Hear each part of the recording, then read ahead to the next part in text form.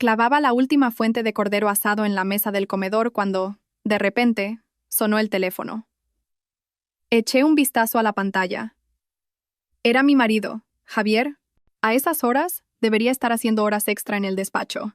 Diga, contesté, secándome las manos a toda prisa mientras pulsaba el botón de llamada. Lucía, tenemos que hablar. La voz de Javier era tan serena como si estuviera comentando el tiempo de mañana. La semana que viene, el miércoles, toda la familia se va de viaje a Tenerife. Una semana.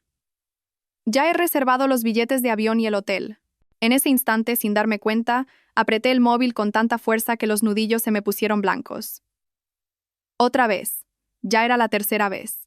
Como la calma que precede a la tormenta, mi voz sonó extrañamente tranquila. Claro, tu padre, tu madre, tu hermano Pablo y su novia, tu tía y tu primo, 6 personas. Justo. Hablé con un tono deliberadamente alegre. La villa que he reservado solo tiene 3 habitaciones, y si somos demasiados sería un lío, así que, tú no vengas. Respiré hondo. Mis ojos recorrieron la mesa, cargada con 2 platos principales y una sopa. Todo preparado con esmero. Todo lo que le gustaba a Javier. Ahora, toda esa comida, junto con mis esperanzas, estaba destinada a ir directa a la basura. Ya veo. Pues que lo paséis muy bien. Mi voz parecía un eco lejano. Sabía que lo entenderías, Lucía. Eres la más comprensiva. Pude oír el suspiro de alivio de Javier. Ah, y mientras no estoy, no te olvides de regar las flores del jardín. Y mis suculentas, ¿vale?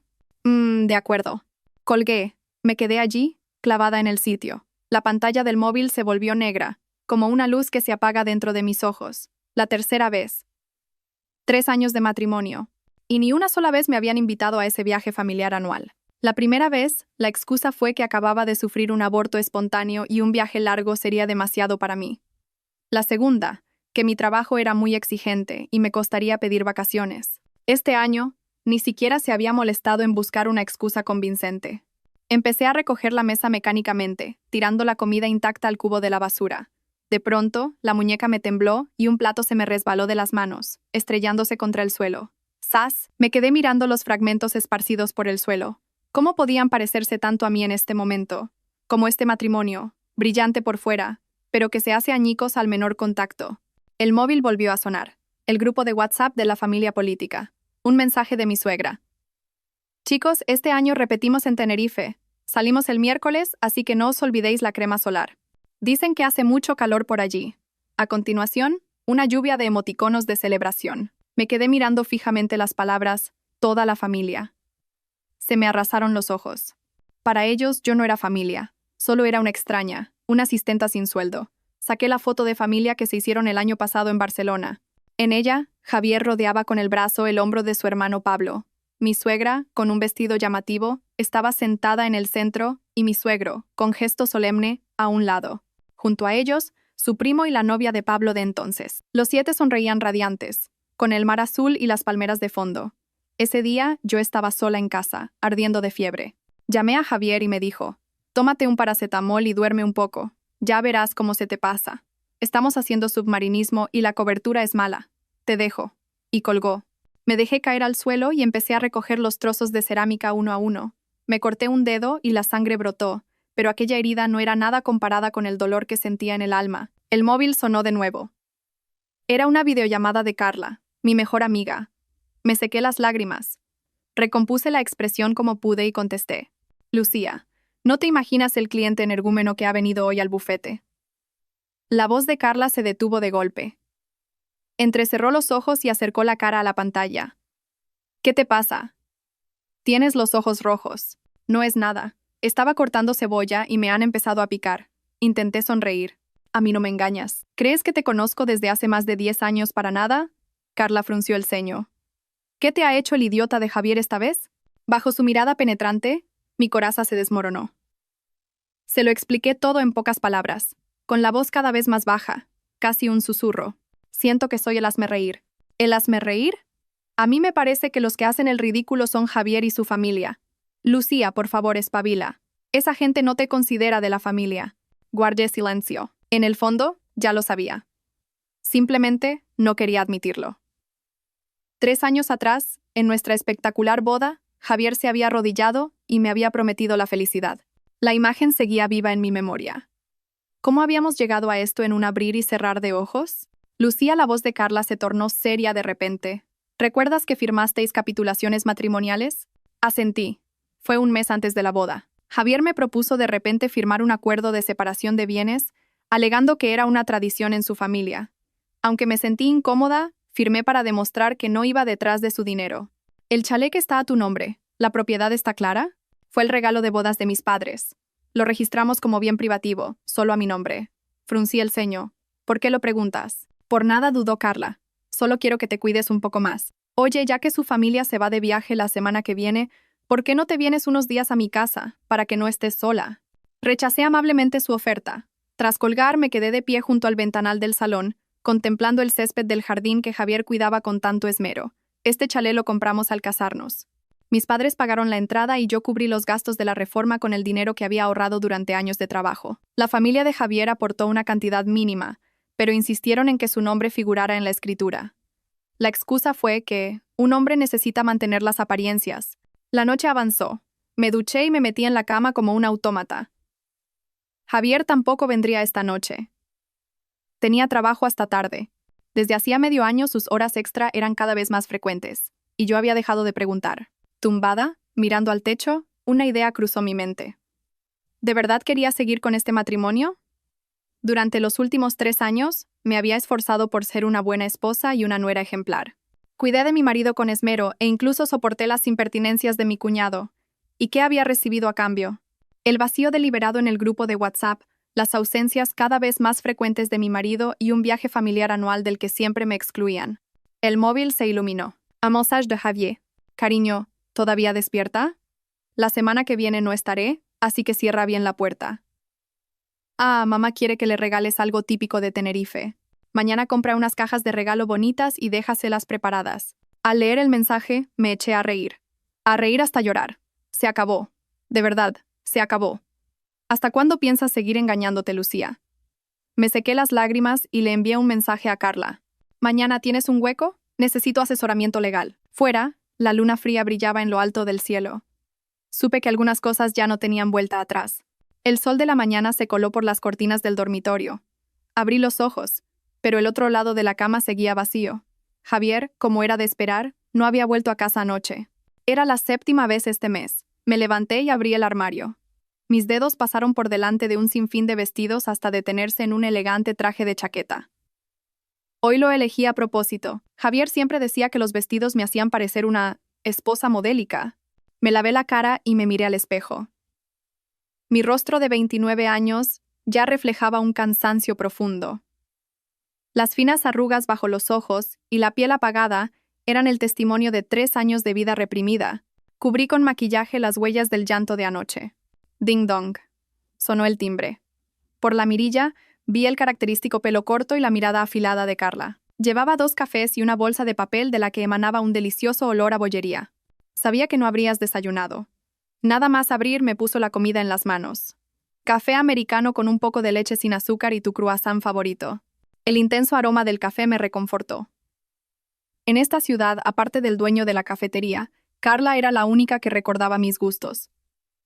Javier ni siquiera sabía que era alérgica a los cacahuetes. El año pasado, en una reunión familiar, insistió en servirme una ensalada llena de frutos secos, diciendo que estaba deliciosa. Cuéntamelo, ¿qué asesoramiento legal necesitas? Carla sacó su portátil de la bolsa y fue directa al grano. Removí el café y empecé a hablar, sopesando cada palabra. Si quisiera divorciarme, ¿cómo podría proteger mis derechos? Los ojos de Carla brillaron. Por fin has entrado en razón. Abrió rápidamente varios archivos. Primero, tenemos que aclarar vuestra situación patrimonial. Dijiste que el chalet está a tu nombre, ¿verdad? Sí, fue un regalo de bodas de mis padres. Lo inscribí como propiedad exclusiva mía. Pero después de casarnos, Javier insistió en que añadiera su nombre. Por las apariencias, decía, y yo, por ser una blanda, acepté. Esbocé una sonrisa amarga. La frente de Carla se arrugó. ¿Cuándo fue eso? Unos 6 meses después de la boda. Me lo pedía todos los días. Que si las mujeres de sus compañeros lo habían hecho, que si él era el único que no y pasaba vergüenza en la oficina. Los dedos de Carla volaron sobre el teclado. Esto es un poco complicado, pero como es un bien privativo y la entrada la pagaste tú, esa parte y la revalorización te corresponden. ¿Quién pagó la reforma? La mayor parte yo, con el dinero que ahorré trabajando, unos 70 euros. La familia de Javier aportó unos 15. ¿Tienes pruebas? Asentí. Guardo el contrato de la reforma y todos los recibos. Carla pareció satisfecha. Lo siguiente es reunir pruebas. ¿Sabes exactamente cuánto gana Javier? La pregunta me dejó en blanco. ¿Los ingresos de Javier? Desde que nos casamos, cada uno gestionaba su propio dinero. Él me había dado una cifra aproximada, pero nunca le pregunté los detalles. Ganará unos 100 euros al año. Me pasa 1 euro al mes para los gastos de la casa. El resto, cada uno lo suyo. Las cejas de Carla casi se juntaron en el entrecejo. ¿Qué? ¿Lleváis 3 años casados y seguís con cuentas separadas? Y la hipoteca del chalet la pago yo. Mi voz se fue apagando. Javier decía que tenía que invertir su dinero. Y que sus padres ya son mayores y había que tener un colchón para gastos médicos. Lucía. Carla golpeó la mesa. ¿No te das cuenta de que te están estafando? Eso no es un matrimonio normal. Los ojos se me volvieron a llenar de lágrimas. Al contarlo, hasta a mí me parecía ridículo. Para los demás, era la señora que vivía en un chalet de lujo y conducía un coche de alta gama. Pero la realidad es que tenía que pensármelo 2 veces antes de comprarme un abrigo decente. Mientras tanto, Javier le regalaba a su madre, sin pestañear, una pulsera de oro de 20.000 euros. Tenemos que averiguar su situación financiera, dijo Carla con seriedad. ¿Tienes acceso a su ordenador o a sus documentos? El despacho siempre está cerrado con llave. Dice que tiene información confidencial de clientes. De repente, recordé algo. Pero tengo una llave de emergencia. Podría entrar cuando él no esté. Ten cuidado. No puedes dejar que te descubra, me advirtió. Lo fundamental son los movimientos bancarios, los registros de inversiones y... Hizo una pausa. ¿Tienes alguna prueba de infidelidad? Mi corazón dio un vuelco. La infidelidad. Esa posibilidad que había intentado ignorar con todas mis fuerzas salía por fin a la superficie. Cuando Carla se fue, me quedé frente a la puerta del despacho, con la llave en la mano. Al casarnos, prometimos respetar nuestra privacidad. Por eso, nunca había entrado en su espacio personal sin permiso. Hoy tenía que romper esa regla. El sonido de la llave en la cerradura pareció anormalmente fuerte. Al abrir la puerta, un vago olor a colonia masculina me golpeó. El despacho estaba impecablemente ordenado. Los libros de derecho en la estantería estaban colocados por altura, y sobre el escritorio no había ni una mota de polvo. Revisé los cajones. En el de arriba, unos cuantos documentos de trabajo sin importancia. En el del medio, varios álbumes de fotos. Los abrí al azar. Solo había fotos de Javier y su familia. Apenas unas pocas en las que salíamos los dos juntos. El cajón de abajo estaba cerrado con llave. Esa anomalía no hizo más que aumentar mis sospechas. Mirando a mi alrededor, mis ojos se posaron en una pequeña caja fuerte detrás de la estantería. Javier la había comprado el año pasado para guardar documentos importantes. Probé con la fecha de nuestro aniversario. Error. Su cumpleaños. Error. Finalmente, introduje el cumpleaños de su madre. La caja fuerte se abrió con un clic. Dentro, había una pila de documentos bien organizados. Encima de todo, una copia de la escritura de propiedad. Al abrirla, me quedé helada. Era la escritura de mi chalet, pero en el apartado de propietarios ponía claramente Javier García y Lucía Fernández, en régimen de copropiedad. Recordaba perfectamente que al principio solo se trataba de añadir su nombre con una participación minoritaria. Seguí buscando y encontré varios extractos bancarios. El saldo de la cuenta de Javier me dejó atónita. No eran los 150 euros que él me había dicho, sino casi 1,5 millones. Además, cada mes, había transferencias regulares de entre 3 y 15 euros a una tal Valeria. En el fondo había un elegante estuche de joyería de terciopelo. Lo abrí con manos temblorosas. Dentro, un collar de diamantes que no había visto en mi vida. En el recibo, Cartier. El precio superaba los 25 euros. La fecha de compra era el día de mi cumpleaños del año pasado. Pero mi regalo había sido un simple ramo de rosas. Debajo del estuche había otra foto. Javier abrazaba a una mujer joven junto a la piscina de un resort. Llevaban ropa de baño a juego y sonreían radiantes. En el reverso, con mi amor Valeria, en Tenerife, agosto de 2023, justo la semana que él dijo que tenía un viaje de negocios. El mundo se me vino encima. Tantas horas extra, sus evasivas, los gastos inexplicables, todo encajaba. La vibración del móvil casi me hizo soltar la foto. Era Javier. Cariño, hoy no llego a cenar. Tengo una cena de empresa. Me quedé mirando el mensaje y luego me fijé en su foto de perfil de WhatsApp. Estaba sentado en un restaurante de lujo. En la lente se reflejaba la copa de vino y una mano con las uñas pintadas de rojo al otro lado de la mesa. Al ampliar la imagen, en el reflejo de la ventana se adivinaban las siluetas de él y una mujer de pelo largo. En ese momento mi mente se aclaró de una forma extraña. Todas mis dudas y mi autoinculpación habían encontrado respuesta. No era paranoica ni sensible, simplemente era una idiota a la que estaban engañando. Con calma, fotografié todas las pruebas y se las envié al correo encriptado de Carla. Luego, lo volví a colocar todo en su sitio. Cerré la caja fuerte y salí del despacho. A las 10 de la noche, Javier llegó a casa oliendo a alcohol. Sentada en el sofá del salón, lo observé, con la mirada vacía, mientras se quitaba los zapatos tambaleándose. «Cariño, ¿aún despierta?» Se acercó para besarme, pero giré la cabeza. «Hueles a perfume». «No me gusta», dije con voz plana. Javier se detuvo un instante y luego se rió. «Ha sido por trabajo, cariño. Se me debe de haber pegado un poco. Esos clientes se echan colonias muy fuertes». «Ah, sí». Lo miré directamente a los ojos. «¿Esa tal Valeria también es una clienta?» La expresión de Javier se congeló. La borrachera pareció desvanecerse a la mitad. ¿De qué estás hablando?» «De nada». Me levanté. «Se me ha ocurrido.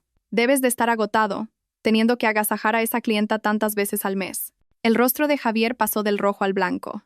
«Lucía, escúchame. Te lo puedo explicar». «No hace falta que expliques nada», le corté. «Estoy cansada, me voy a dormir». «Mañana tengo que ir a comprar las cajas para los regalos de tu madre. ¿No lo habías olvidado?» Me di la vuelta y entré en el dormitorio. Javier se quedó solo en el salón, con una expresión de desconcierto total. Al cerrar la puerta, me apoyé en ella. Oí sus pasos nerviosos fuera y su voz susurrando por teléfono. Sin duda estaba avisando a esa tal Valeria. El móvil se iluminó. Un mensaje de Carla. «Pruebas recibidas. Con esto está perdido. Ven mañana al bufete y hablamos en detalle. Y esta vez, hazme caso en todo». Respondí con un OK y borré el historial de la conversación. Me tumbé en la cama y miré al techo. Mi mente estaba extrañamente en calma. La antigua Lucía se habría pasado la noche llorando, pero la de ahora solo sentía ganas de reírse.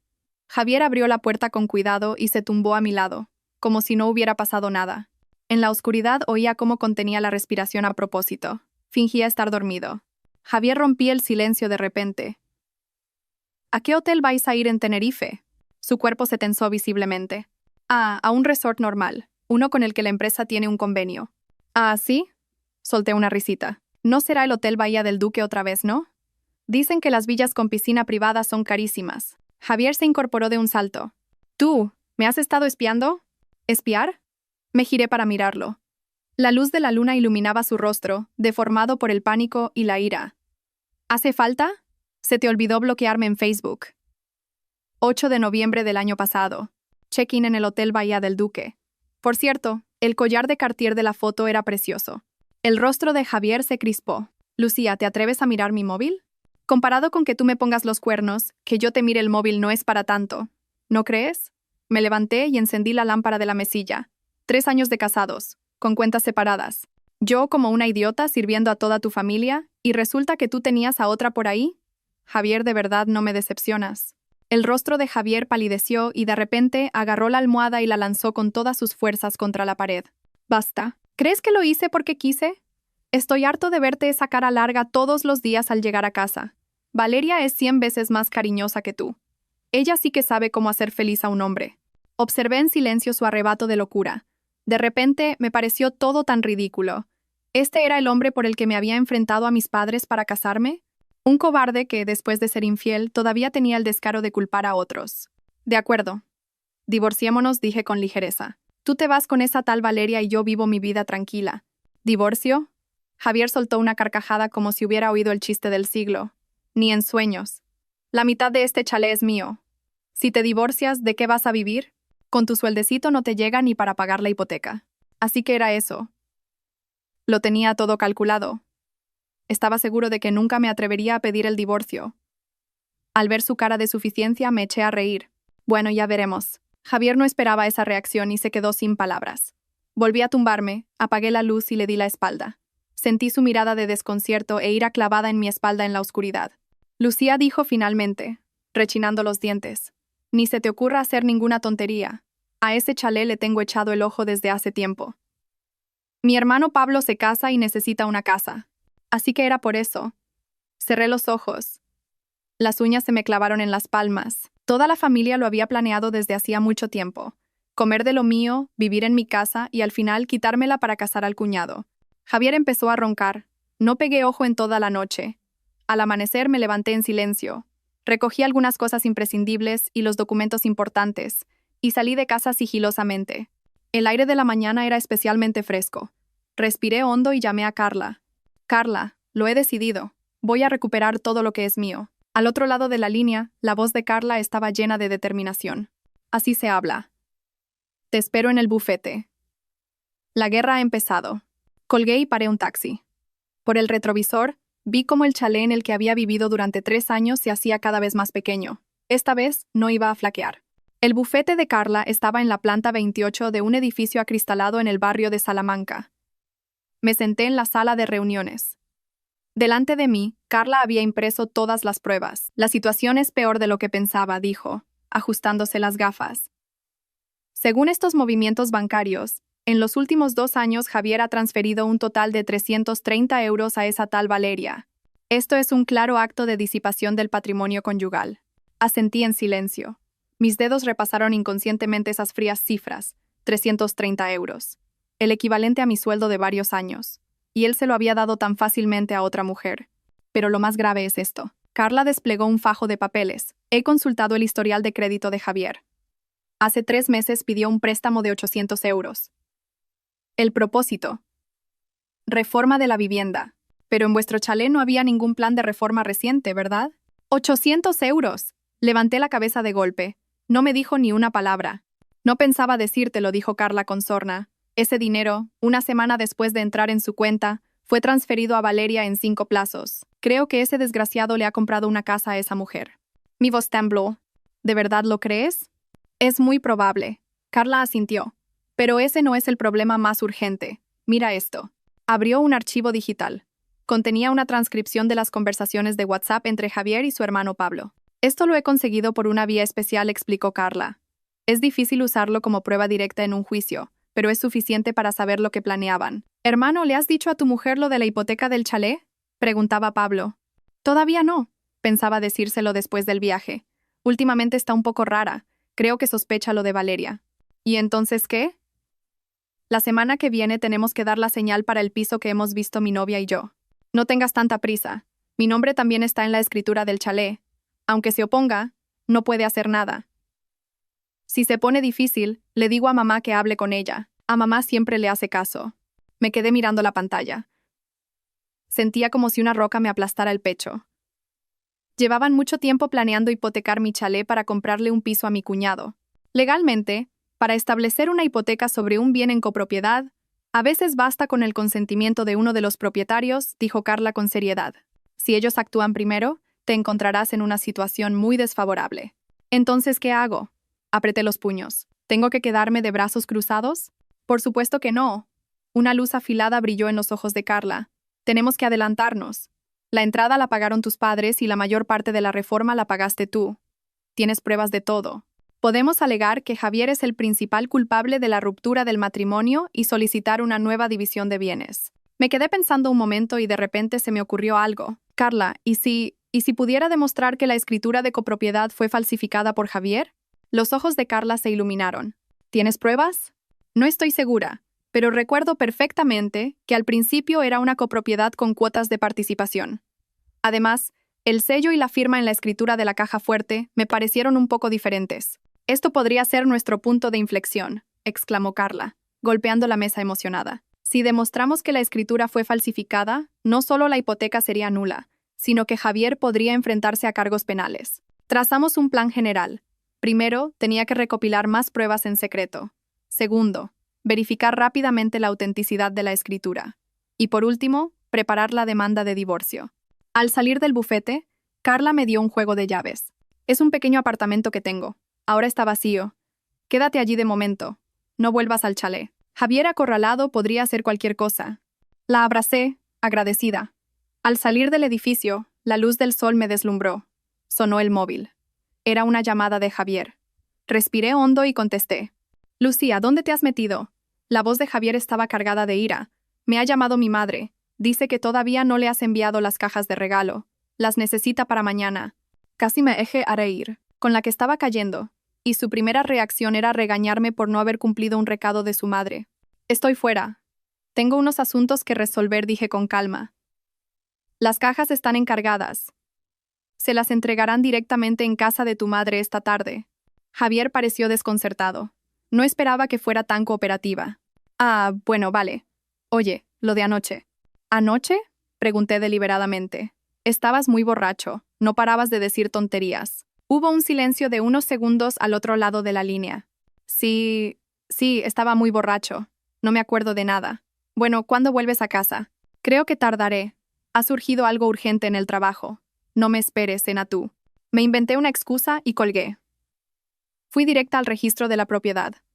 Con una copia de la escritura original y mi DNI, conseguí consultar el historial registral del chalet.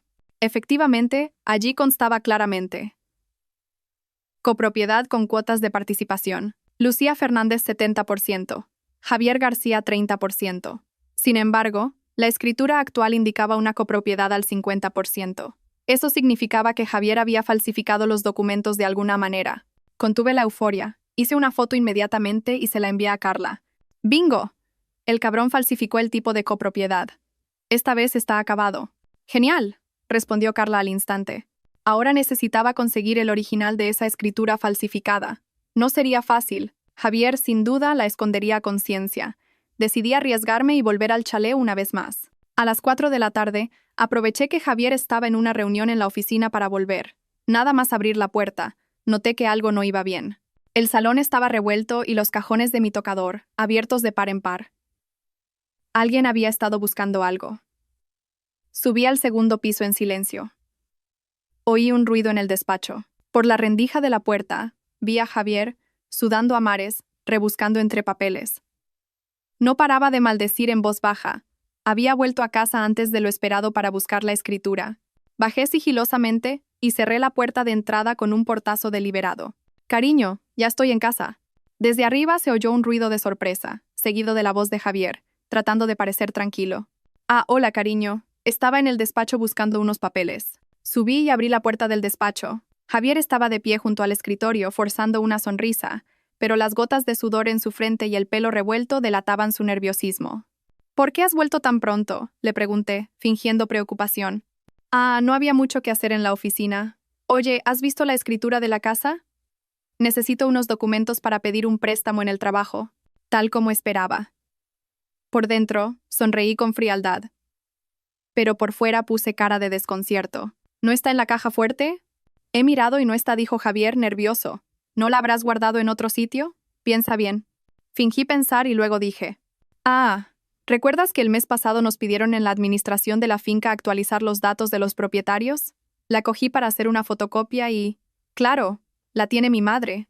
Me dijo que quería verla y se la dejé». El rostro de Javier se puso blanco como el papel. «¿Qué? ¿Cómo se te ocurre darle algo tan importante a otra persona?» «¿Mi madre es otra persona?», repliqué. «Además, en la escritura también está mi nombre. ¿Qué problema hay en que la tenga mi propia familia?». Javier se quedó sin palabras. Se le hinchó una vena en la frente. «Ve a buscarla ahora mismo. La necesito urgentemente para el trabajo. Mi madre se ha ido de viaje». «No vuelve hasta el mes que viene», dije, parpadeando con inocencia. «¿Tanta prisa tienes? Pues pide el préstamo con el apartamento que tienes a tu nombre». Javier tenía un pequeño apartamento a su nombre como bien privativo, que tenía alquilado. Por supuesto, no quería tocar su propio patrimonio. «Déjalo, ya buscaré otra forma», espetó, irritado. De repente recordó algo. «Oye, ¿de verdad no te acuerdas de nada de lo que dije anoche? Dijiste muchas cosas. Hablaste de Valeria, de Tenerife, de un collar».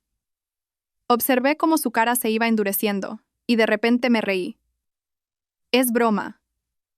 No dijiste nada, te quedaste dormido como un tronco». La cara de alivio de Javier era para enmarcarla. Se acercó para abrazarme. «Cariño, últimamente he estado muy ocupado y te he descuidado. Cuando vuelva del viaje, pasaremos tiempo juntos, solo los dos». Esquivé sus brazos con habilidad. «Date prisa y haz la maleta. Mañana tenéis que coger el avión temprano». Javier retiró los brazos, incómodo, y subió al segundo piso. Viéndolo de espaldas, supe que tenía que seguir con la farsa. Lo más importante ahora era tranquilizarlo y ganar tiempo. Después de cenar, Javier recibió una llamada y salió a toda prisa, seguramente para reunirse con Valeria y planear su estrategia. Inmediatamente, registré el despacho a fondo. Finalmente, en el estante más alto, dentro de un grueso manual de derecho penal, encontré la escritura falsificada. La fotografié rápidamente como prueba y la volví a colocar en su sitio. Cuando me disponía a salir, un sobre en el cajón del escritorio me llamó la atención. Al abrirlo, me encontré, para mi sorpresa, con un contrato de préstamo hipotecario ya redactado. La tasación del chalet era de 1.2. 0 euros, el importe del préstamo, 800 euros, y el propósito, inversión familiar conjunta. Lo más aterrador era que, en la casilla de la firma del prestatario, mi firma estaba falsificada de forma muy convincente. No era la mía. Javier había falsificado mi firma. Con manos temblorosas, fotografié todas las pruebas y las devolví cuidadosamente a su lugar.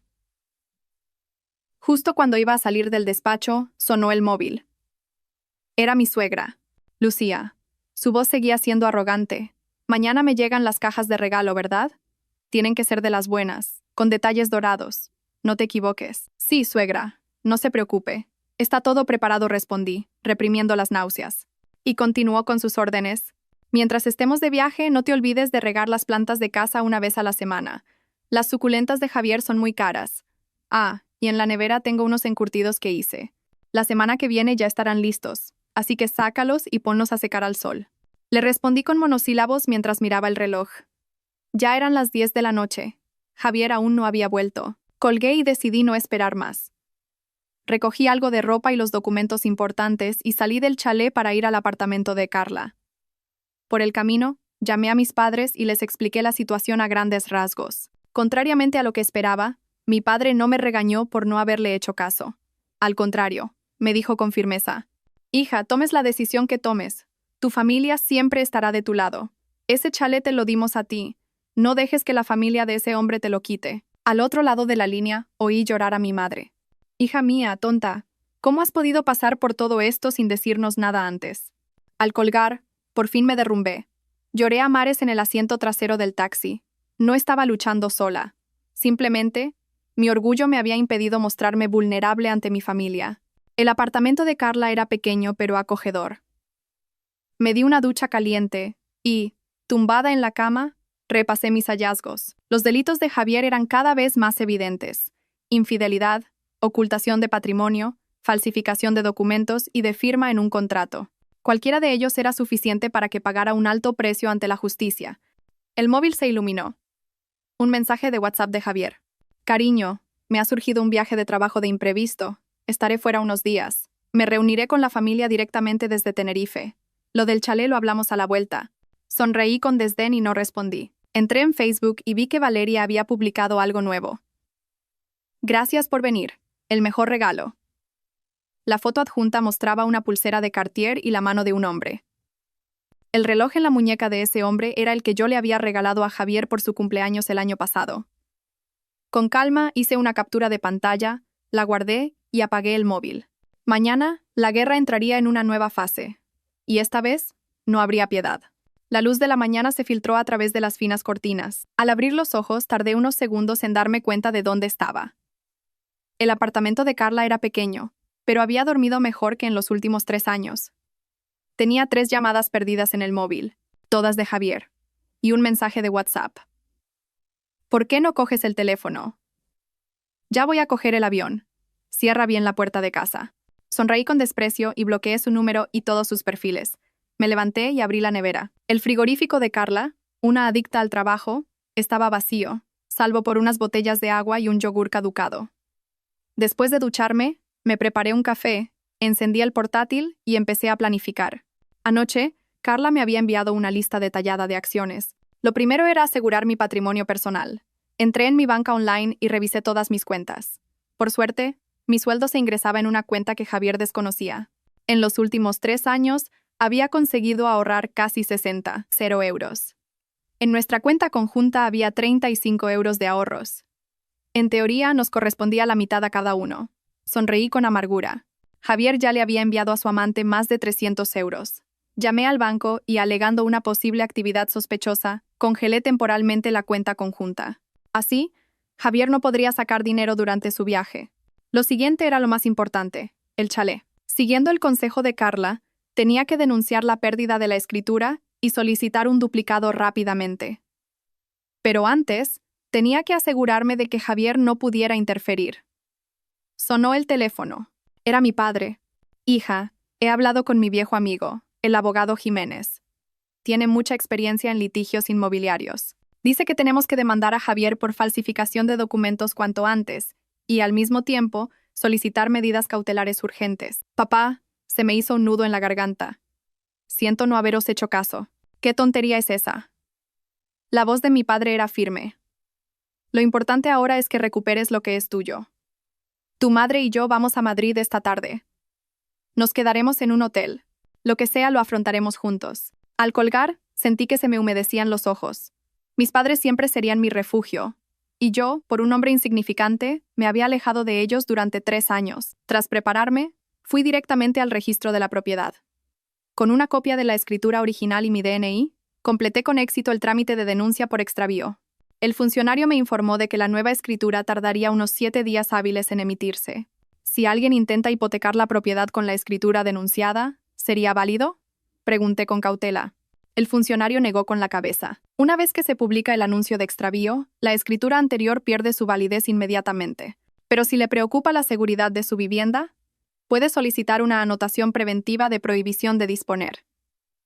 Así, durante un tiempo, nadie podrá realizar ninguna transacción con esa propiedad. Eso era exactamente lo que necesitaba. Rellené la solicitud de inmediato. En el apartado de motivos, escribí claramente: presunta falsificación de documentos por parte del copropietario. Al salir del registro, suspiré aliviada. El chalé, por ahora, estaba a salvo. Por muchos bancos que recorriera Javier con esa escritura falsificada, no conseguiría ni un euro. Sonó el móvil. Un número desconocido. Al contestar, una voz se presentó como el agente inmobiliario de Inmobiliaria Sol. ¿La señora Lucía Fernández? La llamo por el encargo de venta de su chalé. Ha aparecido un comprador dispuesto a pagar 1.15. 0 euros. ¿Cuándo podríamos reunirnos para negociar? Me quedé de piedra. ¿Cómo dice? Yo no he puesto mi casa a la venta.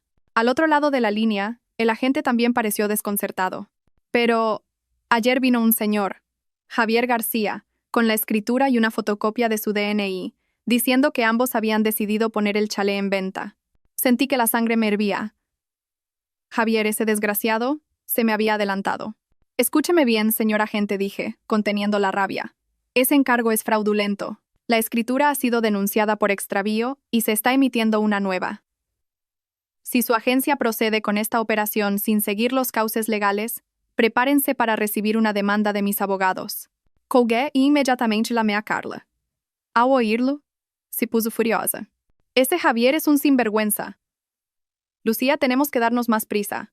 ¿Y ahora qué hago?, pregunté.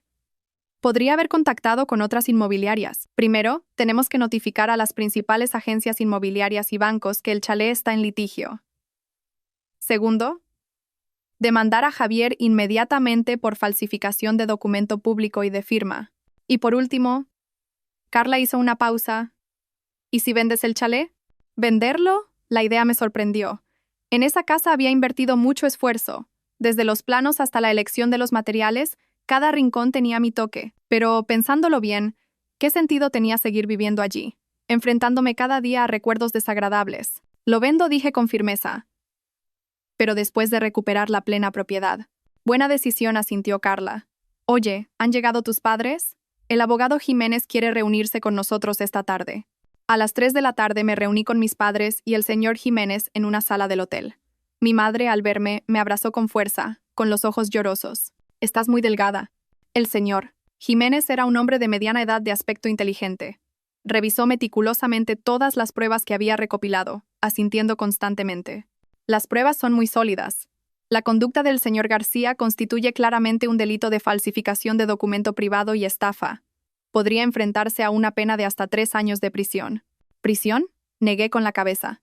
Yo solo quiero divorciarme rápido y recuperar mi patrimonio. No quiero llevar esto al terreno penal. A pesar de todo, han sido 3 años. El señor Jiménez comprendió mi postura y asintió.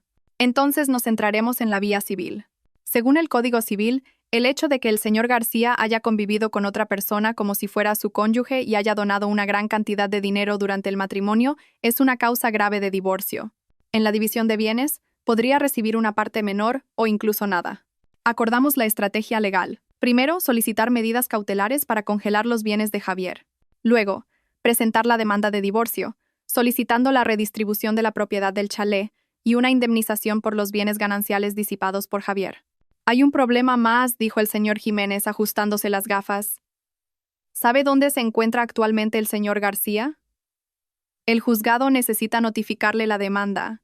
Abrí WhatsApp y entré en el grupo de la familia política. Aunque tenía las notificaciones silenciadas, podía ver las fotos que subían. La más reciente era una foto de familia en una playa de Tenerife. Javier abrazaba a Valeria por la cintura, sonriendo radiante. El pie de foto decía: foto de familia, solo falta la nuera. Me temblaban tanto las manos que apenas podía sostener el móvil. Así que era eso. El viaje familiar de Javier estaba planeado desde el principio para llevar a Valeria. Y yo, su esposa legal, había sido completamente excluida. Están en el Hotel Bahía del Duque, en Tenerife, dije con calma, pasándole el móvil al señor Jiménez. En la foto se veían la hora y la ubicación. El señor Jiménez fotografió la prueba y me preguntó: señora Fernández, ¿cuándo piensa recoger sus cosas del chalet? Voy a ir hoy mismo a recogerlo todo, dije, decidida. Si Javier se atrevía a llevar a su amante de viaje haciéndola pasar por su familia, yo ya no tenía por qué guardarle las apariencias. Al volver al chalet, empecé a empaquetar mis pertenencias de forma sistemática. Los libros de mi carrera en el despacho, la ropa y los zapatos del vestidor, la vajilla que había elegido con tanto mimo en la cocina. 3 años de matrimonio habían acumulado muchas cosas. Mientras empaquetaba, sonó el timbre. Por la mirilla, vi a una mujer desconocida con una carpeta en la mano. ¿Es esta la residencia del señor Javier García?, preguntó educadamente. Soy la gestora de cuentas del banco ABC. El señor García me ha pedido que recoja unos documentos. Una empleada del banco. La reacción de Javier había sido más rápida de lo que pensaba. Abrí la puerta, pero no la dejé pasar. ¿Qué documentos? El señor García me dijo que usted ya estaba al tanto. La escritura de propiedad del chalet y su DNI original. Su mirada recorrió el interior de la casa por encima de mi hombro. Casi me eché a reír de la rabia. Javier, a distancia, enviando a una empleada del banco a mi casa para intentar llevarse los documentos. Lo siento, pero no sé nada de eso, dije con frialdad. Y la escritura no está aquí. La mujer pareció desconcertada. Pero el señor García... No importa lo que le haya dicho, la interrumpí. Le sugiero que compruebe los últimos avisos del registro de la propiedad. Este chalet está actualmente en litigio, y cualquier banco que conceda una hipoteca sobre él tendrá que asumir las consecuencias legales. Su expresión cambió y se marchó a toda prisa. Cerré la puerta e inmediatamente envié un correo electrónico a los departamentos de crédito de los principales bancos, informando oficialmente de que el chalet estaba en litigio y que cualquier solicitud de préstamo sobre este activo sería nula. Al atardecer, terminé de empaquetar todas mis cosas. El camión de la mudanza aparcó en la puerta. Los operarios empezaron a cargar las cajas. Eché un último vistazo al lugar que una vez llamé hogar. No sentía ni una pizca de nostalgia. Un momento. Algo se me ocurrió. Volví al dormitorio y saqué una pequeña caja de la mesilla de noche. Dentro había un par de pendientes de perlas. El único recuerdo que me quedaba de mi abuela materna. En 3 años, no me los había puesto por miedo a perderlos. Ahora, por fin, volvían a su dueña. Cerré la puerta principal con llave y se la entregué al conserje de la urbanización, informándole de mi mudanza. Le pedí que cualquier asunto relacionado con el chalet se tratara a través de mi abogado. El conserje me conocía desde el día que me mudé. «Señora, ¿ha pasado algo?», preguntó, dubitativo.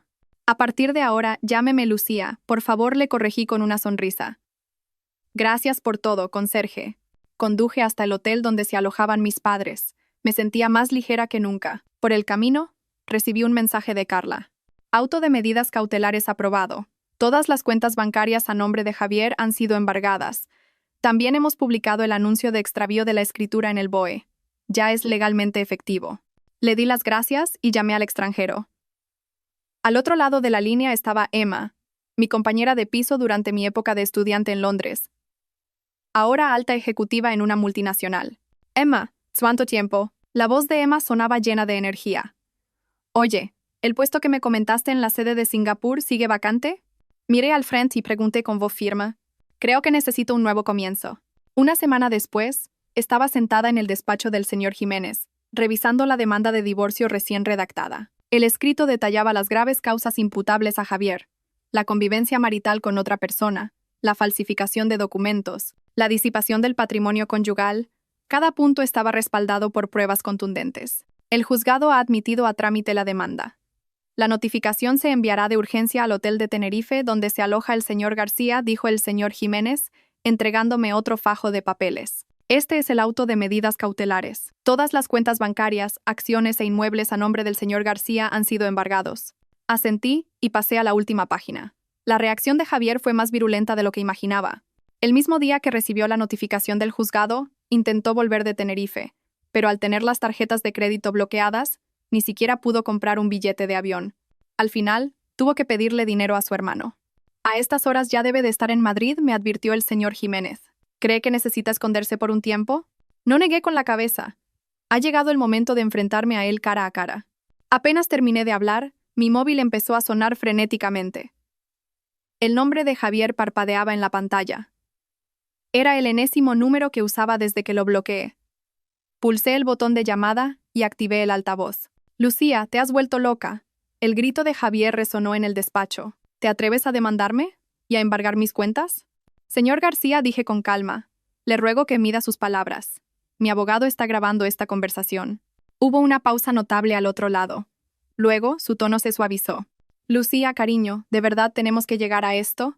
Podemos sentarnos y hablar las cosas tranquilamente.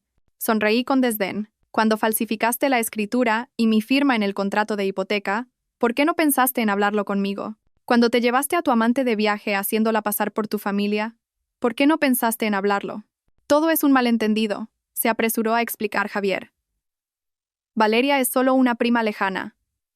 Lo de la foto de familia fue una broma, y lo de la escritura pudo ser un error del registro.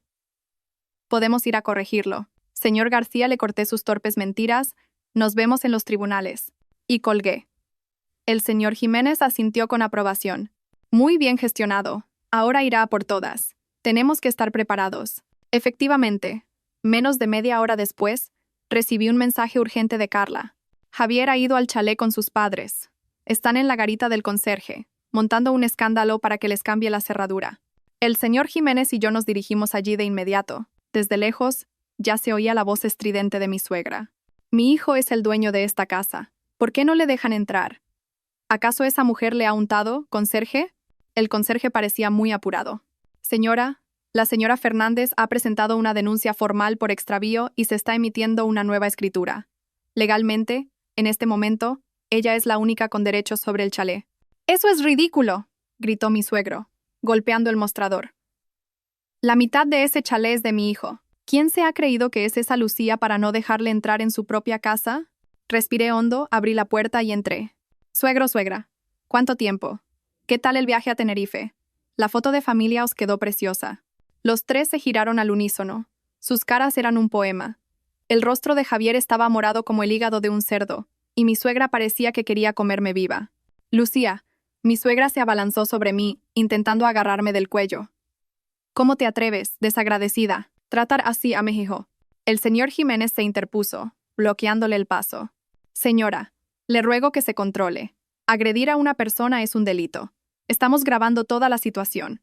La mano de mi suegra se detuvo en el aire, palideció y la retiró. Vaya, vaya. Así que ahora vienes con abogados a enfrentarte a tu familia política. Lucía, dijo Javier apartando a su madre y rechinando los dientes. ¿Qué es lo que quieres exactamente? Es muy simple, lo miré directamente a los ojos. Divorciarme y recuperar todo el patrimonio que me pertenece. Ni lo sueñes, gritó Javier. Mi nombre también está en la escritura. No pienses que te lo vas a quedar todo. ¿Ah, sí? Saqué una carpeta de mi bolso. Esta es la inscripción original del registro. El chalet está en copropiedad con cuotas de participación. Mi parte es del 70%, la suya del 30%. Está claramente especificado. El documento que usted falsificó ya es constitutivo de delito. La cara de Javier se volvió blanca. Mentira. Y eso no es todo, continué presionando.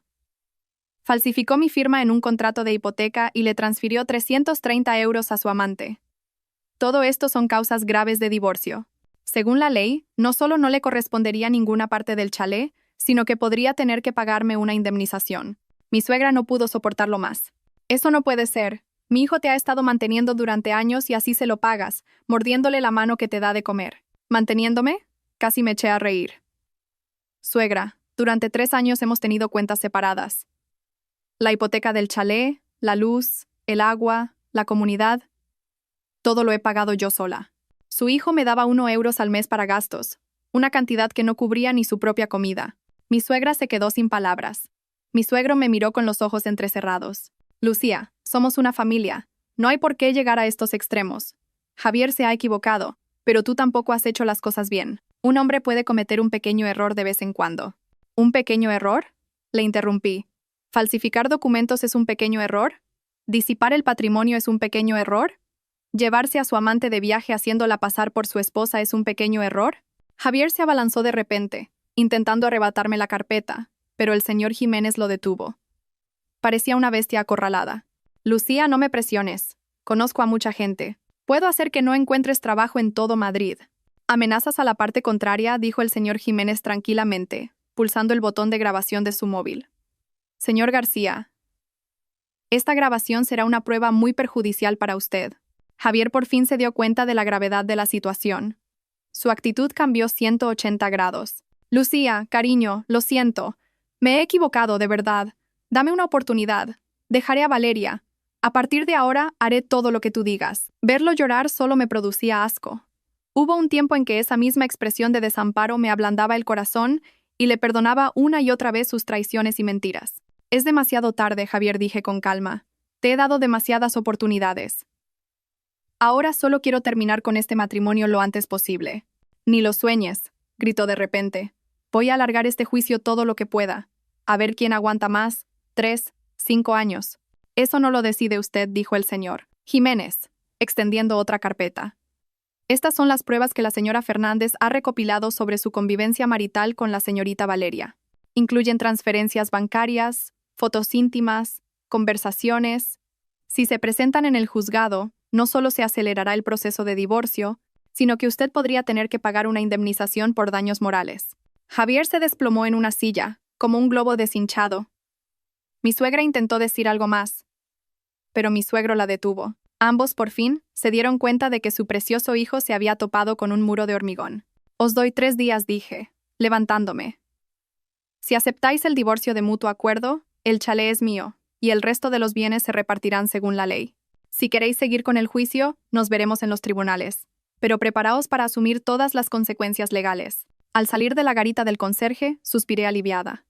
El sol me calentaba la cara. Sonó el móvil, un correo electrónico de Emma. El archivo adjunto era una oferta de trabajo para el puesto de directora de marketing en la sede de Singapur. El sueldo era 3 veces superior al actual. ¿Ya ha tomado una decisión?, me preguntó el señor Jiménez. Asentí. En cuanto solucione las cosas aquí, me iré a Singapur a empezar una nueva vida. Es una decisión inteligente, sonrió el señor Jiménez. Pero Javier no se rendirá fácilmente. La próxima vez podría recurrir a tácticas aún más bajas. Lo estaré esperando, dije, mirando el chalet a lo lejos. Una vez fue mi hogar, pero ahora no era más que un edificio frío. Esta vez no iba a retroceder. 3 días después, Javier, como era de esperar, no firmó los papeles. En su lugar inició una campaña de desprestigio. Primero los parientes de su familia me llamaron uno tras otro para convencerme.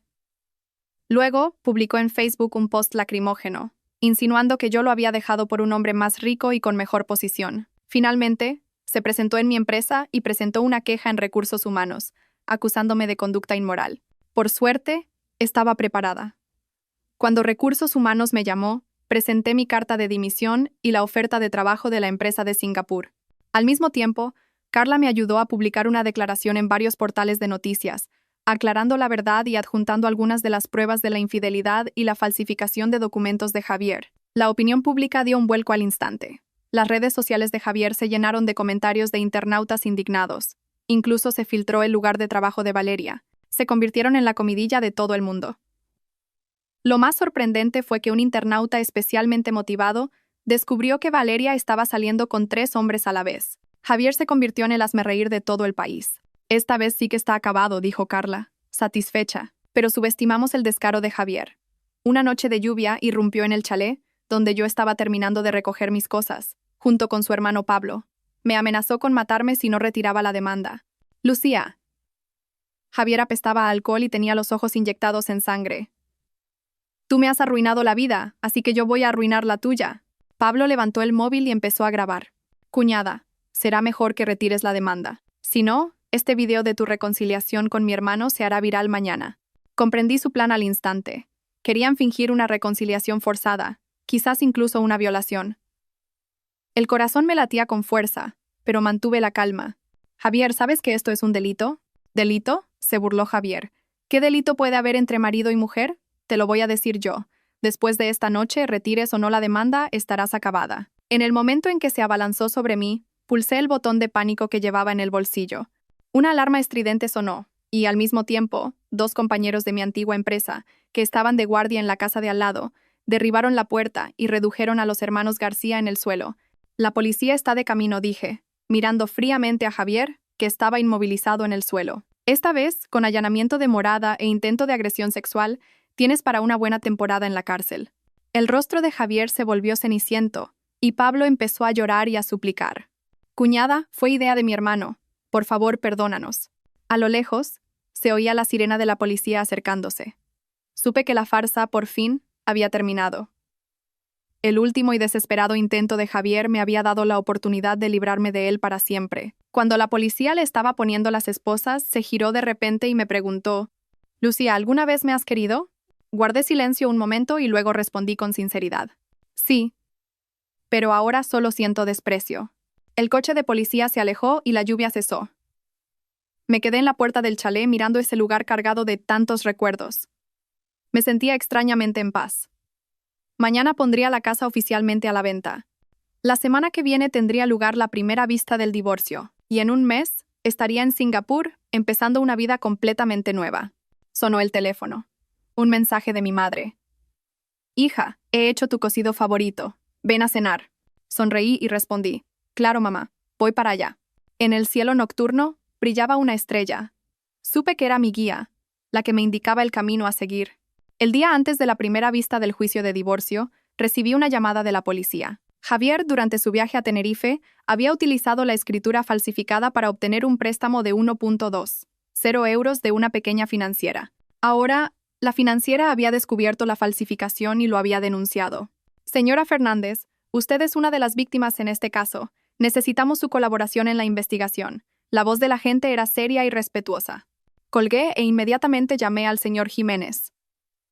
Al oírlo, no pudo contener la risa. Este Javier se ha cavado su propia tumba. Con una falsificación de documento público de esa cuantía, se enfrenta a una pena de prisión de al menos 3 años. ¿A la cárcel?, pregunté. «Es muy probable», dijo el señor Jiménez con seguridad. «Y esto nos beneficia enormemente en el juicio de divorcio. El juez reconocerá la grave culpabilidad de Javier. Y la división de bienes será, sin duda, a su favor». Debería haberme alegrado, pero sentí una extraña mezcla de emociones. Era irónico que 3 años de matrimonio terminaran de esta manera. El día del juicio, los juzgados estaban llenos de periodistas. Desde que mi historia se hizo viral, el caso se había convertido en un tema de interés mediático. Alguien incluso había creado el hashtag Fuerza Lucía. Javier llegó tarde, acompañado de sus padres y su abogado.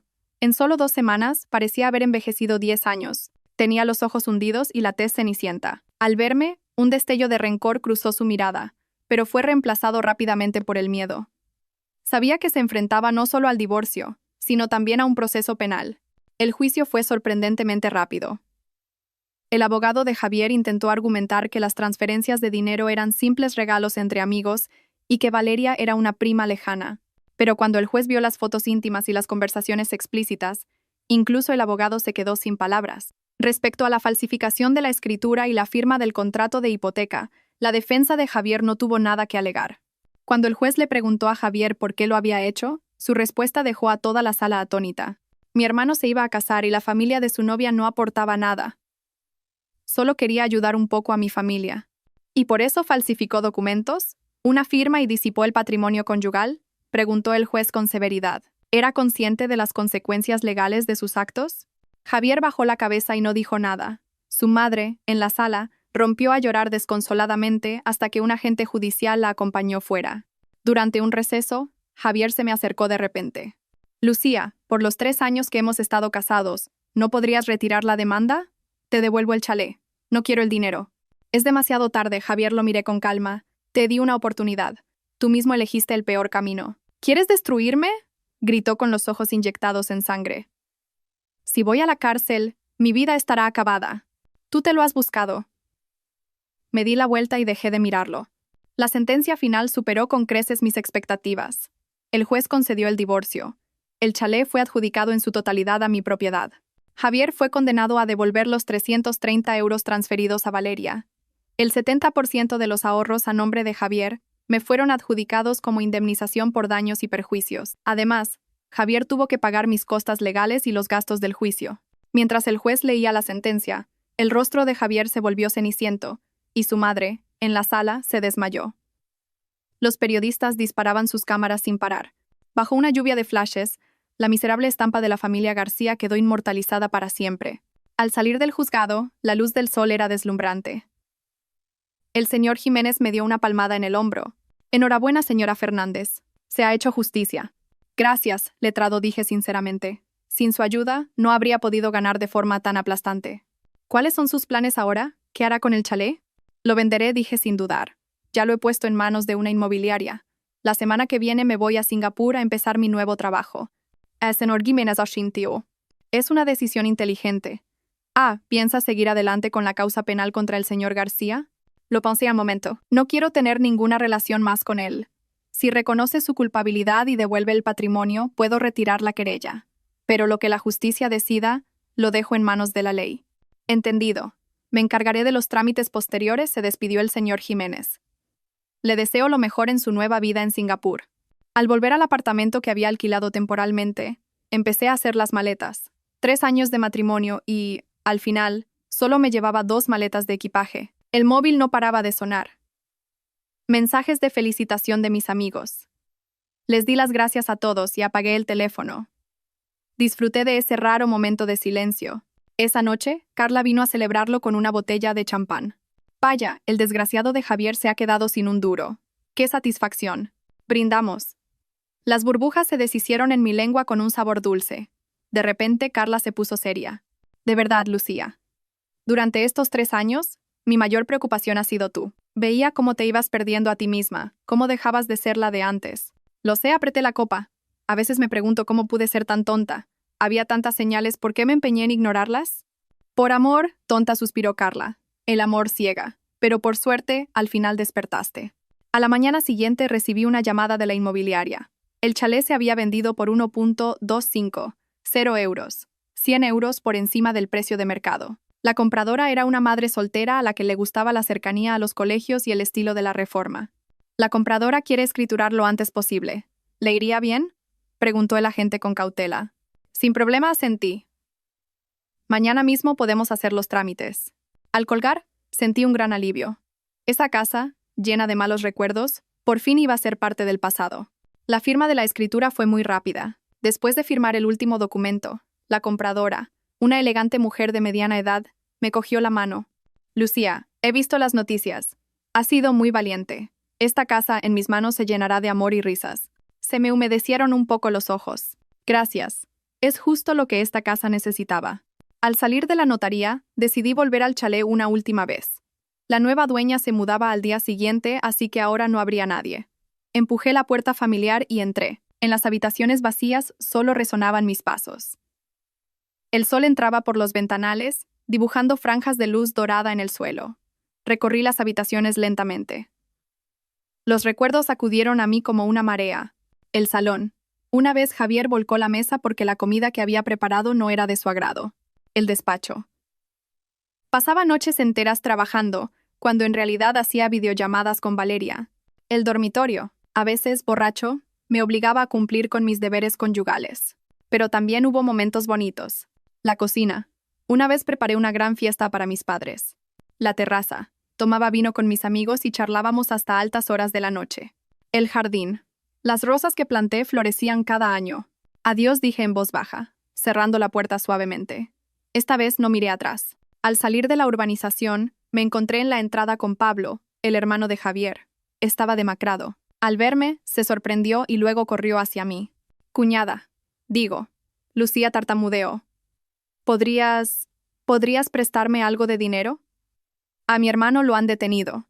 La familia de mi novia ha roto el compromiso, y mi madre está ingresada por la tensión alta. No daba crédito a mis oídos. ¿La familia García todavía tenía la cara de pedirme dinero? Pablo, dije con calma. ¿Sabes que tu hermano falsificó mi firma para hipotecar el chalet para compraros el piso a vosotros? Su expresión cambió. Yo no sabía de dónde venía el dinero. Sois increíbles. Tú y tu familia, dije con sorna. Que tu hermano esté en la cárcel, que tu madre esté ingresada y que tu boda se haya cancelado es el karma. Te aconsejo que te preocupes por tus propios asuntos. Dicho esto, me di la vuelta y me fui.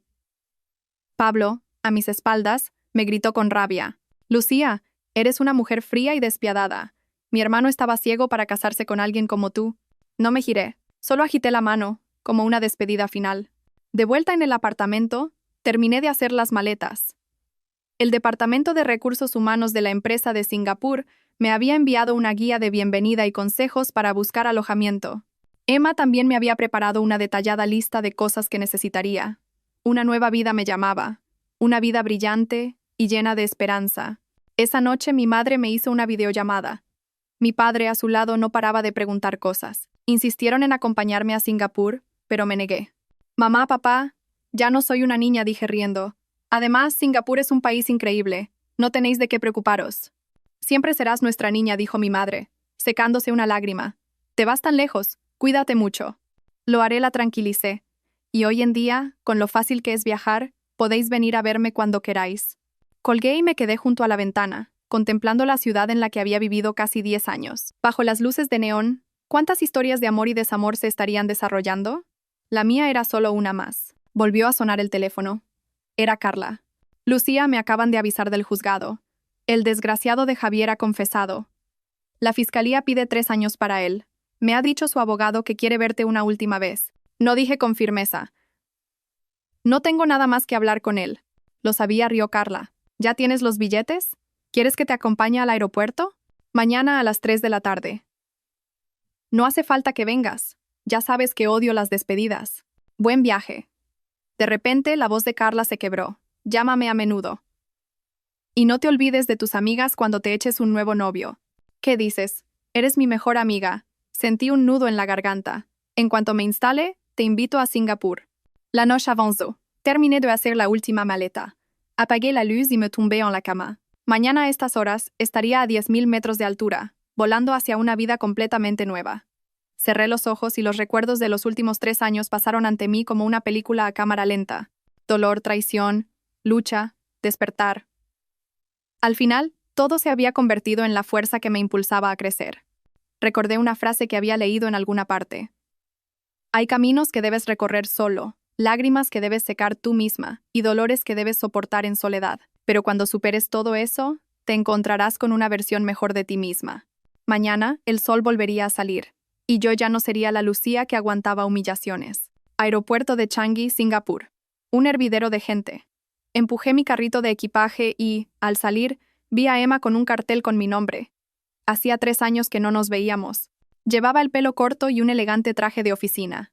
Parecía aún más decidida que en nuestra época en el Reino Unido. Lucía, corrió a abrazarme con entusiasmo. Bienvenida a tu nueva vida.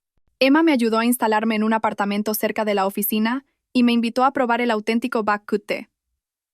En la mesa, me preguntó con cautela por mi divorcio. Se lo resumí brevemente. ¡Qué cabrón! Debería pudrirse en la cárcel. Sonreí y negué con la cabeza. Lo pasado, pasado está. Ahora solo quiero mirar hacia adelante.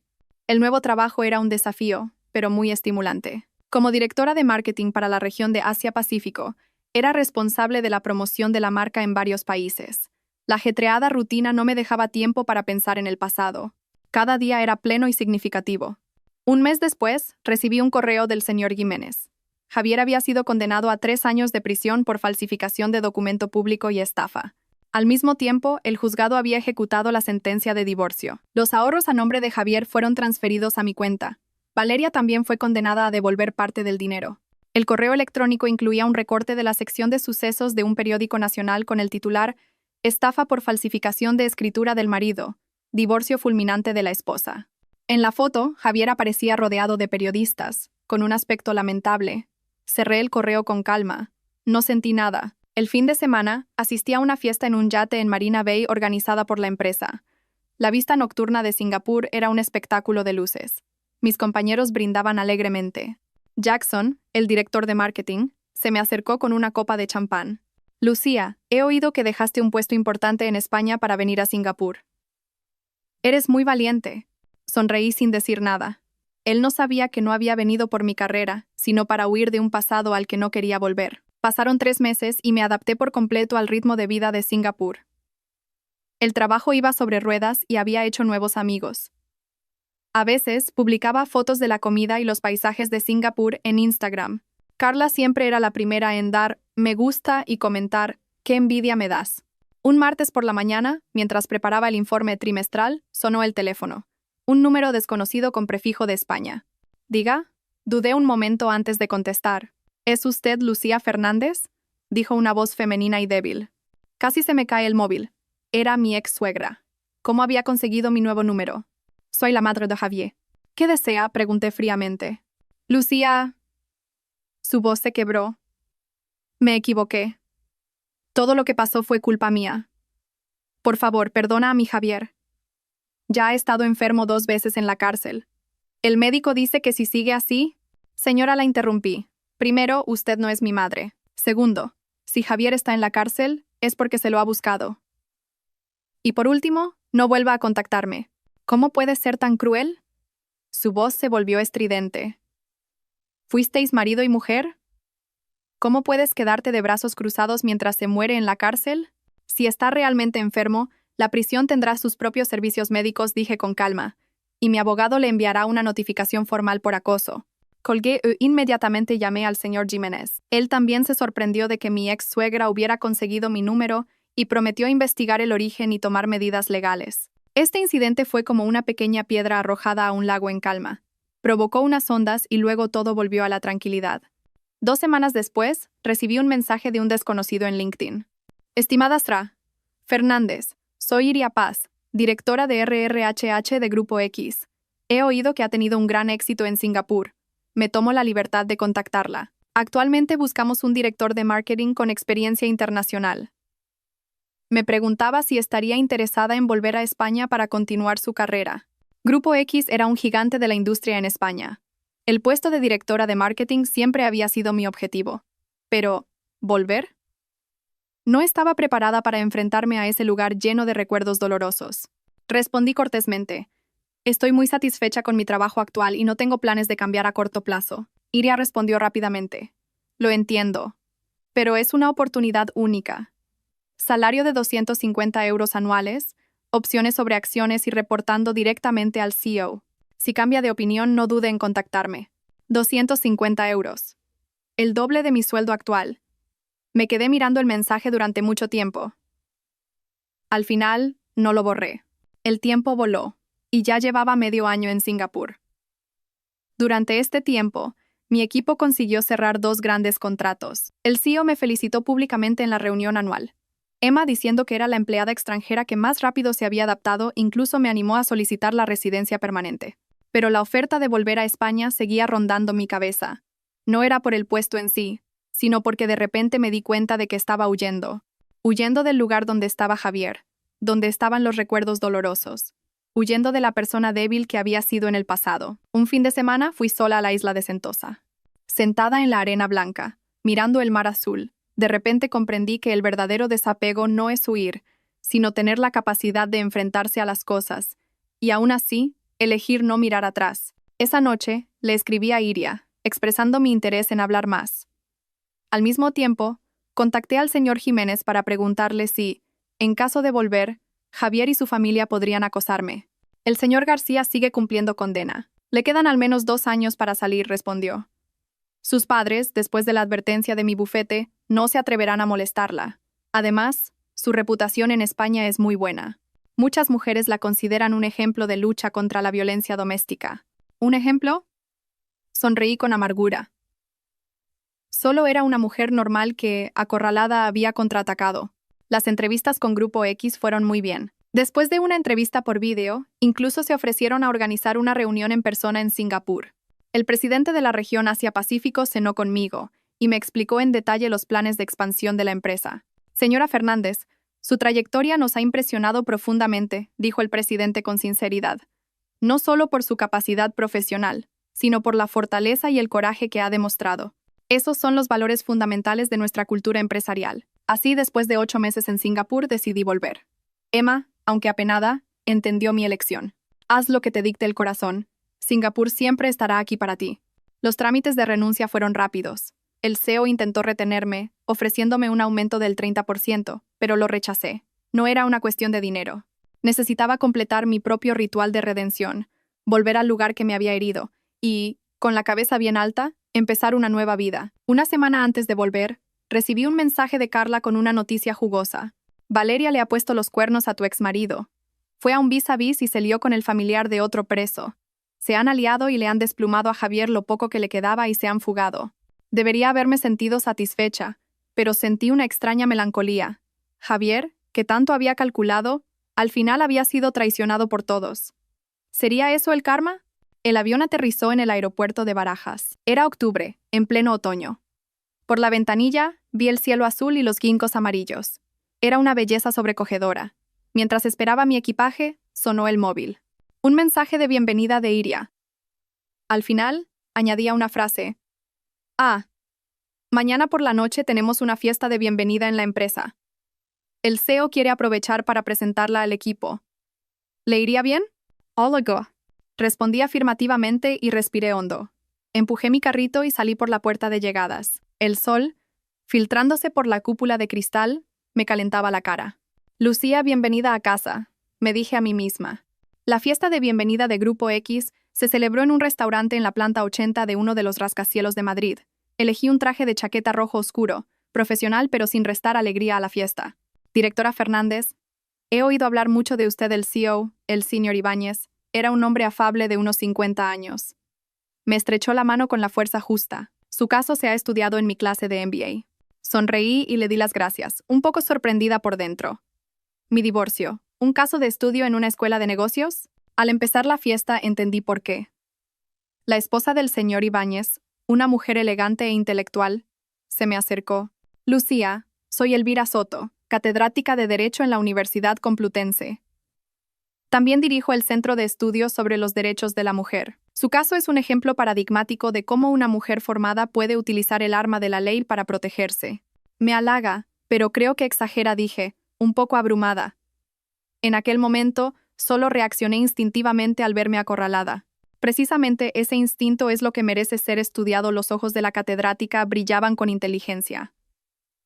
Demasiadas mujeres, en situaciones similares, eligen aguantar, pero usted demostró con hechos que la ley es un arma eficaz para proteger nuestros derechos. A mitad de la fiesta, un hombre de mediana edad de traje se me acercó y se presentó. Directora Fernández, un placer. Soy el asesor legal del grupo. He oído maravillas de usted. Mientras intercambiábamos unas palabras, una joven se unió tímidamente. Disculpe, ¿es usted la directora Lucía Fernández? Se presentó como becaria del departamento de marketing y me dijo que mi historia le había dado el valor para salir de una relación tóxica. Verla ahora me da la fe para creer que yo también puedo empezar de nuevo.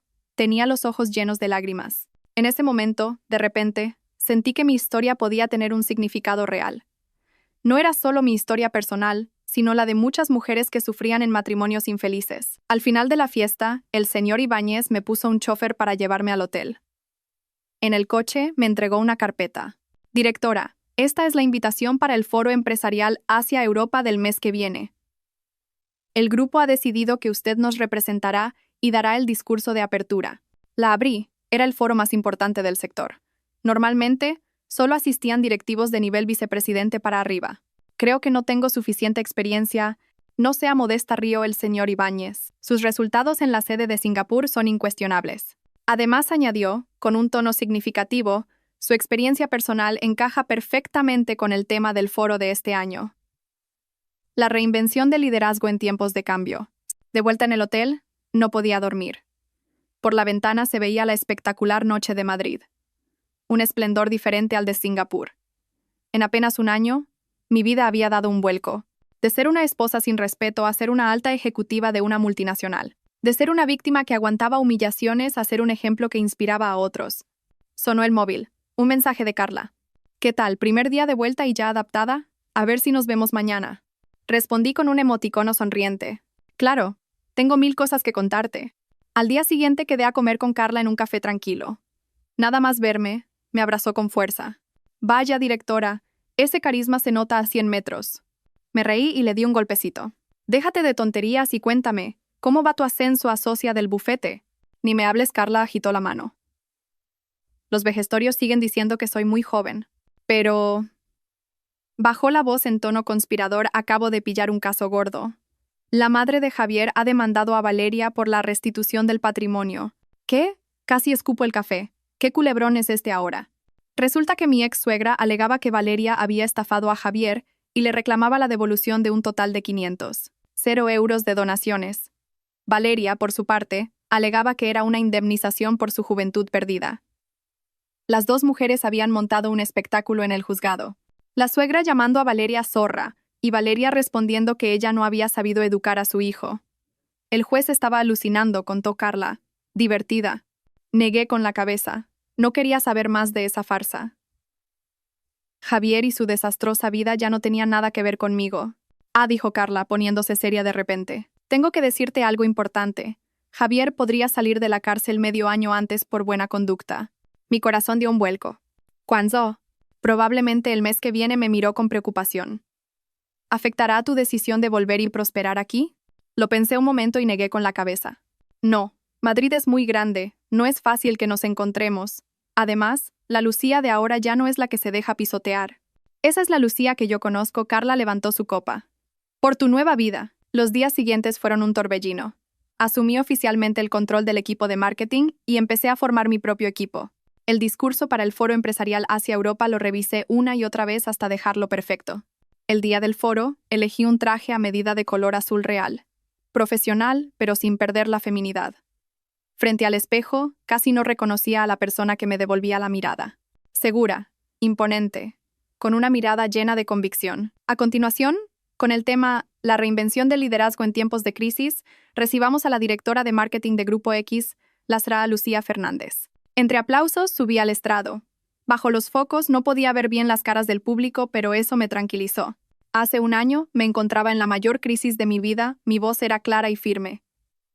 Mi matrimonio se había roto, la confianza se había desmoronado, y mi propio valor había sido completamente negado. Compartí cómo, en medio de esa crisis, me había reencontrado a mí misma, cómo había transformado el dolor en fuerza para crecer. Al final de mi discurso, dije, el verdadero liderazgo no reside en controlar a los demás, sino en controlar nuestra propia vida.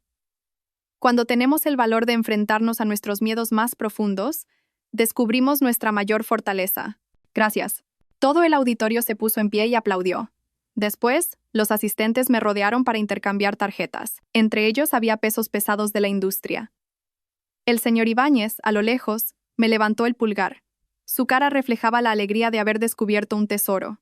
En el coche de vuelta a la empresa, recibí un mensaje de un número desconocido. Lucía, he salido de la cárcel. He oído que te va muy bien. Enhorabuena. ¿Podríamos vernos una vez? Tengo tantas cosas que decirte. Era Javier. Mis dedos dudaron sobre la pantalla.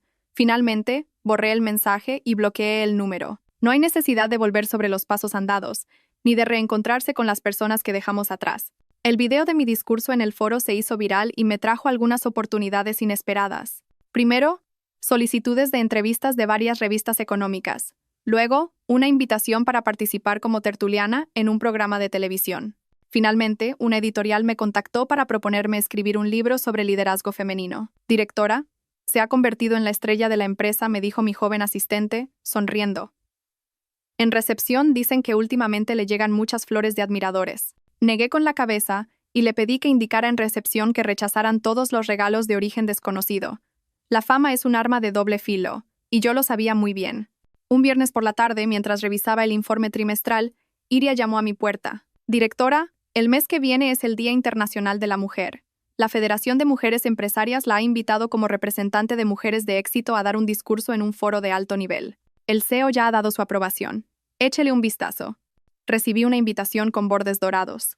En ella se leía claramente: el crecimiento y el empoderamiento de la mujer en la nueva era. En la lista de ponentes invitados figuraban famosas empresarias, académicas y artistas. Mi nombre estaba entre ellos. ¿No cree que esto es demasiado para mí?, dije, un poco preocupada. No sea modesta, Iria me dio una palmada en el hombro. Directora, ¿sabe cómo la llaman en Internet? La reina del contraataque. La Juana de Arco moderna. Su historia ha inspirado a muchísimas mujeres. Esa noche, llamé a mis padres por videollamada para darles la buena noticia. Mi madre, emocionada, no paraba de llorar. Y mi padre, orgulloso, dijo que avisaría a toda la familia para que vieran la retransmisión en directo. Lucía, dijo mi madre de repente, bajando la voz, el tal Javier vino a casa hace unos días. Mi sonrisa se congeló. ¿A qué vino? Dijo que venía a pedir perdón, continuó mi padre. La verdad es que se le ve muy demacrado y mucho más educado. Dijo que sabía que se había equivocado, que no esperaba que lo perdonaras, pero que le gustaría tener la oportunidad de compensarte. Mamá, papá, ¿no le disteis mi número, verdad? Claro que no, se apresuró a decir mi madre. Tu padre casi lo echa a escobazos. Suspiré aliviada y les pedí que por favor no volvieran a recibirlo. Colgué y me quedé junto al ventanal, contemplando las luces de Madrid. La aparición de Javier había sido como una pequeña piedra arrojada a la calma de mi corazón, pero las ondas se disiparon rápidamente. El foro del Día de la Mujer se celebró con gran pompa en el Palacio de Congresos. Preparé un discurso titulado El camino de la reinvención personal de la mujer, del hogar al mundo profesional. Compartí cómo había salido de una relación tóxica y había recuperado mi propio valor. Cuando cedemos a otros el derecho a definirnos, perdemos nuestra libertad más preciada. Y el verdadero empoderamiento empieza por recuperar ese derecho, mi voz resonó en la sala. El divorcio no es terrible. Lo terrible es no tener la capacidad de divorciarse. La soltería no es terrible. Lo terrible es no tener la capacidad de vivir sola. El público estalló en un aplauso atronador. Vi a muchas mujeres con los ojos empañados, entre ellas mi madre. Ella y mi padre habían venido a Madrid especialmente para asistir al foro. Después, una mujer de pelo cano, acompañada por un asistente, se me acercó. Reconocí a una famosa empresaria. Lucía, qué gran discurso, me cogió la mano con afecto. Las historias sinceras siempre tienen la mayor fuerza. Espero que sigas alzando la voz por las mujeres. Emocionada, no supe qué decir. Solo asentí.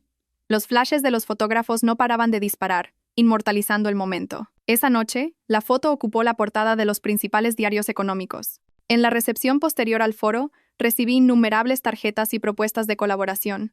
Estaba un poco cansada de atender a tanta gente cuando, en la puerta del salón, apareció una figura familiar. Era Javier. Llevaba un traje que no le sentaba bien y un ramo de flores, intentando colarse en el evento. La seguridad lo detuvo y se produjo un forcejeo. Dudé un momento y me acerqué. Lucía, los ojos de Javier se iluminaron al verme. Solo quería felicitarte en persona, estás impresionante. Había adelgazado mucho y tenía unas ojeras profundas. Ya no quedaba nada de su antiguo porte. El ramo de flores que llevaba era barato y tenía un aspecto lamentable. Javier, dije con calma, por favor vete. Sé que no tengo derecho a que me veas. Su voz se quebró. Me equivoqué de verdad. Valeria se fugó con todo mi dinero. Mi madre tuvo un infarto por el disgusto y está ingresada. Y he perdido mi trabajo. Es mi karma. Verlo llorar no me produjo ninguna emoción. La herida del pasado era tan profunda que ya no me quedaban fuerzas ni para odiarlo. Dejemos el pasado atrás, dije. Te deseo lo mejor, pero no vuelvas a buscarme. Lucía. Se arrodilló de repente. Dame una oportunidad. Seguridad, me di la vuelta y llamé. Por favor, acompañen a este señor a la salida. 2 guardias de seguridad agarraron a Javier por los brazos y lo arrastraron hacia afuera. Él se resistía, gritando mientras se giraba para mirarme. Lucía, eres una mujer despiadada, después de todo lo que hemos vivido. Todos en el salón se giraron para mirar y susurraban. Me recompuse, levanté la cabeza y volví al evento. Mi madre me recibió con cara de preocupación. La abracé suavemente. Mamá, estoy bien. Después de esa noche, Javier no volvió a aparecer en mi vida. Algunos decían que se había ido al sur a trabajar en la construcción. Otros que había vuelto a su pueblo a cuidar de su madre enferma. Fuera como fuese, ya no era asunto mío. El éxito del foro se prolongó durante un tiempo. Mis seguidores en LinkedIn se dispararon y cada día recibía cientos de mensajes de consulta y propuestas de colaboración. La empresa aprovechó la oportunidad para nombrarme directora del recién creado Centro de Desarrollo de Liderazgo Femenino y me concedió un paquete adicional de opciones sobre acciones. Con la llegada de la primavera me compré un piso en Madrid. El día de la firma, me aseguré de que la escritura estuviera únicamente a mi nombre. En el piso vacío, hice una videollamada a Carla para brindar virtualmente. Vaya, directora, ahora sí que eres una triunfadora, dijo Carla al otro lado de la pantalla, mordiendo una manzana. Pero, ¿y el amor? ¿Alguna novedad? Mi trabajo es mi amor, reí cambiando de tema. Oye, ¿y tu ascenso a socia? Gracias a ti lo conseguí. Carla levantó su copa con aire triunfal. Ahora los vejestorios del bufete me llaman letrada, con todo el respeto. Brindamos a través de la pantalla, celebrando nuestros respectivos éxitos. Colgué y salí al balcón. En el aire de abril de Madrid flotaba el aroma de las lilas. A lo lejos se veían los rascacielos del centro. Las luces brillaban como una galaxia. Hace un año todavía era la Lucía atrapada en un matrimonio infeliz.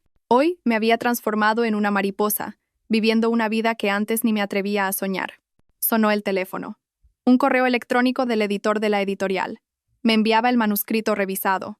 Mis memorias, tituladas Renacer, estaban a punto de publicarse a finales de año. El editor me sugirió que añadiera un capítulo sobre cómo construir relaciones de pareja sanas. Porque, escribió en el correo, muchos lectores se preguntarán si, después de todo lo que ha pasado, usted todavía cree en el amor.